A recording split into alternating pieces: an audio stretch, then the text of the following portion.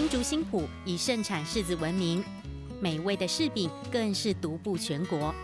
以柿子为主题的各项 DIY 轻松有趣，大人小孩都喜欢。你一定画得很漂亮。客家人物尽其用，运用生活智慧，发展柿染工艺，以柿饼加工削下的果皮或柿子果汁作为染料。不同的工法，图案可以千变万化。亲手完成的柿染作品是游客最美丽的留念。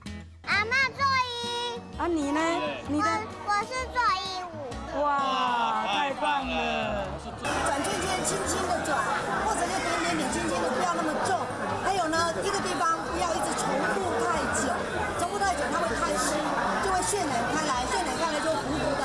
我觉得这种东西是属于天然的、无毒的，其实对于小朋友来说是很好的。每到盛产期间，总是吸引大批游客造访柿子的故乡，更不会错过香甜可口的柿饼。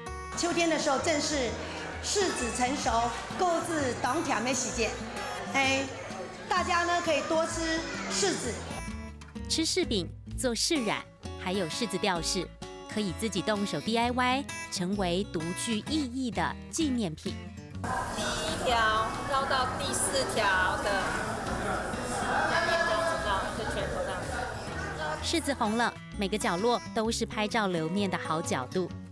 到新竹走走，来趟柿子之旅，不仅能欣赏客庄淳朴的景色，也为悠闲旅程带回耀眼的回忆。上课喽！